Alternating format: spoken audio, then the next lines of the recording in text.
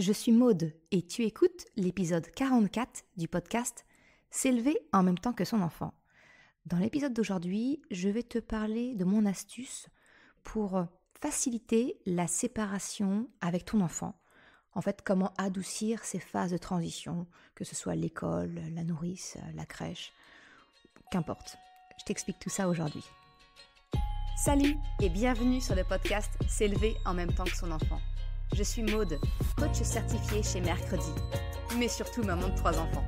Sur ce podcast, je t'aide à conjuguer la bienveillance avec la réalité de ton quotidien de maman. Utiliser ton choix d'une parentalité bienveillante comme un accélérateur de ton propre développement personnel. T'aider à changer de regard sur les situations que tu vis avec ton enfant pour t'en servir, pour grandir et apprendre sur toi. Salut, je suis contente de te retrouver aujourd'hui pour un nouvel épisode. Aujourd'hui, on va parler, encore une fois, j'ai envie de te dire par rapport à la semaine dernière, des transitions et cette fois-ci, comment faire pour faciliter la séparation avec ton enfant, que ce soit pour le déposer à l'école, à la crèche, chez la nourrice, mais également dans le cas d'une séparation, quand les deux parents sont séparés, quand il y a cette alternance et qu'il faut passer chez l'autre parent. Alors tu le connais sans doute, ce moment critique, où tu dois déposer ton enfant à la crèche, chez sa nounou, ou à l'école, qu'importe, et que ton enfant traîne des pieds, qu'il, soi-disant, n'a pas envie d'y aller, ou pire, qu'il devient un petit pot de glu qui ne décolle pas de ta jambe ou de tes bras. Et dans les cas extrêmes, ça peut même avoir créé des colères et des tempêtes émotionnelles. Je pense que, comme pour moi, c'est peut-être également ta hantise d'avoir ce cœur qui saigne, de devoir contraindre ton enfant à se séparer de toi. Peut-être, justement, as-tu cette sensation d'abandonner ton enfant et que cela, tu as peut-être peur que cela lui crée un mini-traumatisme. Alors là, j'ai envie de te dire coucou, la blessure d'abandon, dans le très connu livre de Lise Bourbeau qui s'appelle « Les 5 blessures qui empêchent d'être soi-même ». Si tu ne connais pas, je te conseille de le rechercher dans ta bibliothèque parce qu'il y a des petits trucs qui sont intéressants quand même à aller creuser. Bon, je referme la parenthèse. Que ton enfant soit petit et qui ne va pas encore à l'école, par exemple, ou grand, c'est toujours poignant pour nous de devoir détacher notre enfant de force. Mais pourquoi est-ce que c'est si difficile pour nos enfants de passer d'un endroit à un autre alors qu'ils en ont l'habitude? C'est pas comme si tu changeais de crèche, de nounou ou d'école tous les 4 matins. Non, à force, franchement, nos enfants devraient être habitués, non? Eh bien non, malheureusement, tu peux encore vivre toi aussi ce cas-là à chaque séparation, d'avoir ton enfant qui pleure, qui crie, qui refuse la séparation. Eh bien, dans l'épisode d'aujourd'hui, je vais t'expliquer pourquoi ce moment est particulièrement difficile, afin de t'aider à changer de regard, comme d'habitude, sur ce passage, et je vais te partager mes 2 astuces qui me servent encore beaucoup, encore aujourd'hui, avec mes enfants. Ce sont des techniques approuvées et éprouvées, du stade de la crèche jusqu'à l'école. Alors pour débuter aujourd'hui, pourquoi est-ce que la séparation est difficile pour nos enfants? Eh bien la séparation, c'est un moment compliqué. Que ce soit lors d'une garde alternée, comme je te disais, de la crèche, de l'école, ou même simplement quand tu as prévu une sortie sans enfant, et que c'est les grands-parents, la babysitter qui viennent pour le garder, ou même quelquefois tout simplement l'autre conjoint. Non, c'est difficile pour ton enfant, parce qu'en fait, si tu y regardes de plus près, c'est un point de bascule entre une situation qu'il connaît bien et qui lui est confortable, la sécurité de ta présence, et la bascule avec une situation différente où son repère, toi en l'occurrence, n'est plus là. Eh bien ce point de bascule, ce n'est ni plus ni moins que la définition d'une phase de transition. Et tu le sais, les enfants n'aiment pas les phases de transition. Je t'en ai un peu parlé la semaine dernière, dans l'épisode 43, quand j'abordais la notion d'endormissement des enfants. Et alors je ne sais pas si tu connais Émilie de la chaîne YouTube Qui fait l'école, mais j'aime vraiment beaucoup sa pédagogie, son approche, vraiment la personnalité qu'elle dégage. Et il y a un épisode qu'elle a tourné, qu'elle a publié assez récemment, qui concerne la réaction à avoir quand un enfant refuse de dire bonjour à sa maîtresse. Eh bien, dans cette vidéo, justement, elle rappelle que cette transition parent-école, c'est un moment critique, qui ne dure pas longtemps, mais qui nécessite effectivement un peu d'adaptation de la part des adultes pour que ça se passe un peu plus facilement pour nos enfants. Alors, là, je te parle de l'école, même si c'est valable pour ce moment-là, c'est exactement la même chose, quelle que soit la situation où une transition est nécessaire. En fait, ton enfant, il a besoin d'être rassuré. Ses émotions ont besoin d'être accueillies face à l'inquiétude que génère cette transition, cette séparation qu'il n'a pas du tout initiée. Histoire d'enfoncer encore un peu le clou, tu comprends bien qu'une transition, eh bien, c'est l'opposé même d'une routine. Et tu le sais bien, la routine, c'est quelque chose de rassurant pour ton enfant. Et pas que d'ailleurs, parce que nous aussi, adultes, on aime bien les routines. C'est finalement ce que tu recherches quand, par exemple, tu te crées une organisation du matin, de tes repas, ou le soir, le fameux pipi, les dents et au lit, classique, tu vois. Parce qu'en fait, ça rend prévisible le futur. La transition, elle est donc perturbante et stressante pour ton enfant parce qu'elle vient chambouler ce qu'il vit sur le moment. Parce que oui, peut-être tu te dis, ouais, mais l'école, le dépôt chez nounou, à la crèche, la garde alternée chez son autre parent, ça fait partie de notre routine, de nos habitudes. Oui, tu as raison. Ces transitions-là, elles font effectivement partie peut-être de tes habitudes de vie d'une manière globale, à l'échelle macroscopique. Mais à l'échelle de l'instant présent, ça n'en reste pas moins une transition qui vient déstabiliser la routine de ton enfant au moment présent. C'est la raison pour laquelle ton enfant a peut-être du mal à gérer les séparations. Ma proposition, c'est finalement de changer de regard sur le comportement de ton enfant. J'ai envie de te dire, comme toujours sur ce podcast. Et en fait, c'est de prendre en considération cette prise de conscience, cette notion de transition, cette émotion de peur qui est liée au changement de situation. Donc en fait, comment faire pour créer un environnement positif autour du moment de la séparation ? Déjà, bien avant la séparation, en amont, tu peux, en première piste à explorer, essayer de créer un ancrage positif autour du moment de la séparation. Ça peut, par exemple, faire un jeu pendant le trajet jusqu'au moment physique de la séparation. Je pense par exemple à la crèche, la nourrice ou l'école.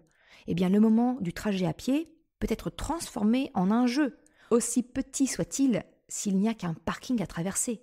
Par exemple, ça peut être, on y va en faisant le cloche-pied, en faisant la course.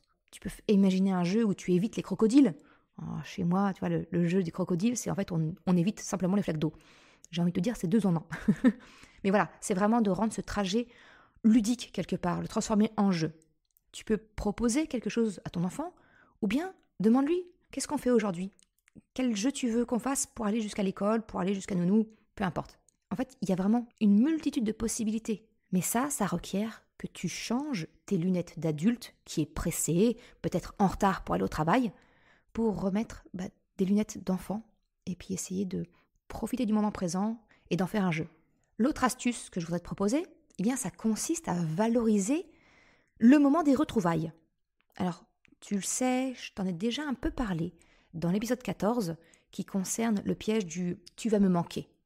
Alors, si tu ne l'as pas écouté, je t'encourage à le faire parce que ça sera très probablement complémentaire à ce que je te partage aujourd'hui.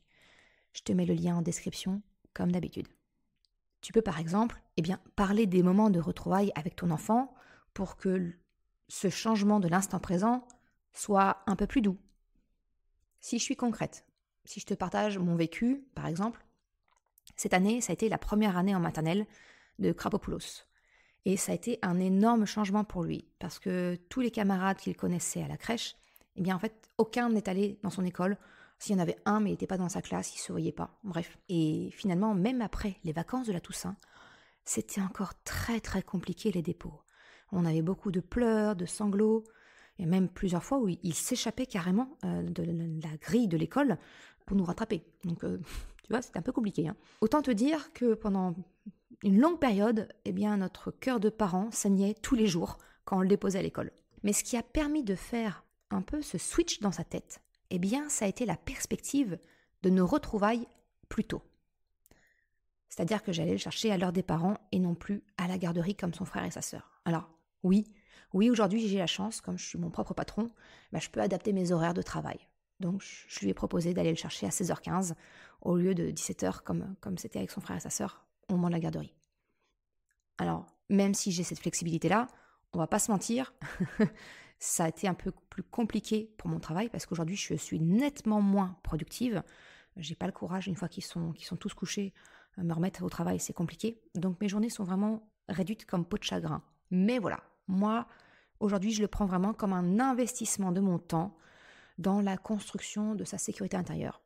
J'ai ce luxe-là, j'en saisis l'opportunité. Et tu vois, en fait, quand je lui ai fait cette proposition, ça lui a tout de suite parlé. Parce qu'au lieu d'avoir les cris et les pleurs du matin quand on le déposait, maintenant, j'ai systématiquement le droit à cette petite phrase répétée en boucle. « Tu viens me chercher à l'heure des parents, hein ? Tu viens me chercher à l'heure des parents !» Alors, je sais bien qu'on n'a pas toutes et tous cette possibilité-là. Et si toi, tu n'as pas cette flexibilité, tu peux très bien remplacer cela par un moment lors de vos retrouvailles. Par exemple, dire à ton enfant, dès qu'on rentre, on va faire une partie de jeu. Alors ce soir, à quel jeu veux-tu que l'on joue ? Comme ça, il va déjà se projeter. Ce soir, je vais faire une partie du petit verger avec maman. Ce soir, je vais faire une bataille avec papa. Voilà, il peut se projeter, on le déconnecte de l'aspect positif du moment présent qui est douloureux pour lui, en le projetant sur le côté positif des retrouvailles. Ça peut aussi lui proposer de lui glisser un goûter qui lui fait plaisir pour sa récréation. Tu vois, le but, c'est vraiment de le projeter au-delà de cette phase de transition. Donc ça peut vraiment avoir plein de formes. L'idée, c'est de lui créer un objectif à atteindre une fois que cette transition sera effectuée. L'autre point sur lequel tu peux jouer pour faciliter la transition de la séparation avec ton enfant, c'est finalement de passer le relais à quelqu'un. Parce que passer le relais, que ce soit avec l'assistante maternelle, la maîtresse, les grands-parents, qu'importe, ça permet de montrer à ton enfant que tu ne l'abandonnes pas, mais qu'au contraire, tu le confies aux soins de quelqu'un de confiance. L'idée, c'est vraiment de créer une continuité. Tu vois, on sort de la transition en créant une continuité. Pour l'anecdote, il m'est même arrivé de passer le relais de mon fils à l'un de ses camarades de crèche. L'important, c'est vraiment de créer une connexion qui permet de créer une continuité au lieu d'une transition. Ça permet vraiment d'adoucir les angles de cette séparation. Ce que je te propose, c'est de le verbaliser en utilisant des mots. Encore une fois, un exemple concret. Je vais te donner un exemple de ce que je fais quand je dépose Krapopoulos à l'école. Et c'était également valable quand je le déposais à la crèche ou quand je le laissais à son père parce que j'avais une course à faire. Je lui disais, voilà, on y est Krapopoulos. Alors, à qui veux-tu que je passe le relais ? Est-ce que je passe le relais à Martine, qui est la tsem de sa classe ? Est-ce que je passe le relais à maîtresse ? Est-ce que je passe le relais à ton copain Tom ? Alors quand j'en arrive à ce moment-là, il se peut que Krapopoulos soit encore dans mes bras et que je lui propose de passer dans les bras du relais. Alors autant que possible, je le laisse se pencher pour changer de bras, de telle manière qu'il soit vraiment acteur et non pas passif comme si je donnais un sac à quelqu'un, tu vois. Alors quelquefois, il ne veut pas, il n'est pas prêt à passer le relais. Alors, ce que je fais, ma deuxième petite astuce, c'est que je lui propose de se recharger en amour dans mes bras, avant ensuite de recommencer la proposition d'échange de bras. Je me souviens même, Choupinette, c'était une vraie chipie, parce que en plus de devoir la recharger elle en amour, je devais recharger chacun de ces deux doudous en plus. On ne sait jamais, on n'est jamais assez prudente. Alors, quelquefois, tu peux me dire que, mais si la personne que j'ai en face de moi, elle n'est pas dans le niveau d'empathie que j'attends, et comment je fais ? Moi, j'ai envie de te dire, c'est pas grave. Moi, ça m'est déjà arrivé. Quelquefois, la maîtresse, elle n'est pas du tout dans cet esprit-là. Je tiens exactement le même discours à mon fils, devant la personne à qui je m'apprête à passer le relais, pour que cette personne l'entende et qu'elle comprenne que je lui demande de prendre le relais. C'est-à-dire d'accompagner mon enfant dans cette transition. Et naturellement, j'ai encore eu jamais le cas que quelqu'un me dise « Ah non. » Quand la personne me dit « Non, je ne peux pas le prendre dans les bras », ok, c'est pas grave, on le prend par la main, voilà. Mais personne ne m'a jamais refusé de prendre le relais physique, d'accompagner mon enfant dans cette transition. Jamais. Donc tu verras, ça se fait vraiment très naturellement.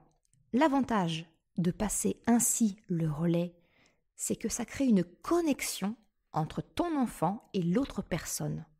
Et c'est cette fameuse connexion qui est primordiale pour que ton enfant entre finalement dans un nouvel instant présent et qu'il sorte de la transition, de l'entre-deux. Alors ce que je te propose, certes, c'est une connexion physique, passer de bras à bras ou de main à main. Quelquefois, c'est pas possible, mais ça peut aussi se faire de manière visuelle. Un échange de regards avec l'autre adulte, le bonjour par exemple, tu vois. L'important, c'est que ton enfant se sente accueilli.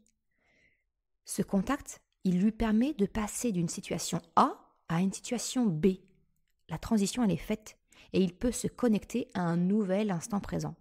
Alors pour conclure cet épisode, le mot d'ordre, c'est vraiment d'essayer de créer une continuité, une connexion avec l'adulte qui prendra soin de ton enfant en ton absence. Et afin de solidifier cette nouvelle façon d'aborder les transitions de séparation, je te propose de créer un renforcement positif autour de toutes les fois où ça s'est passé de manière agréable. Ça permet de créer, de renforcer ce nouvel ancrage. C'est montrer à ton enfant que la séparation avec maman, la séparation avec papa, c'est aussi un chouette moment. Il n'y a pas d'émotion particulièrement négative associée à ce moment. Par exemple, cela peut être au moment des retrouvailles, de revenir sur le souvenir du dépôt du matin. T'as vu, c'est chouette quand on s'est séparés ce matin. J'ai vu que tu es parti avec maîtresse. Qu'est-ce que vous avez fait en arrivant en classe ? Bon, il est fort probable que ton enfant ne te réponde pas ou t'aies un droit à un « je sais plus ». Mais c'est pas grave, parce que le simple fait de lui avoir fait remémorer la séparation du matin, qui s'est bien passée, cela contribue au renforcement que c'est un moment qui peut aussi bien se passer. Je te remercie d'avoir écouté cet épisode jusqu'à la fin. Tu retrouveras une retranscription sur le site mercredi.com. Si tu as aimé cet épisode, s'il t'a été utile, je t'invite à le partager, à en parler autour de toi. Ou si le cœur t'en dit, de me laisser une note et un commentaire de 5 étoiles sur Apple Podcast ou Spotify. Ça me permet de faire connaître le podcast et ça m'encourage à progresser. Un grand merci à celles et ceux qui prennent le temps de le faire ou de m'envoyer un message privé. Je te souhaite une excellente journée, après-midi, soirée, quel que soit le moment où tu écoutes, et je te dis à la semaine prochaine pour un nouvel épisode. Ciao!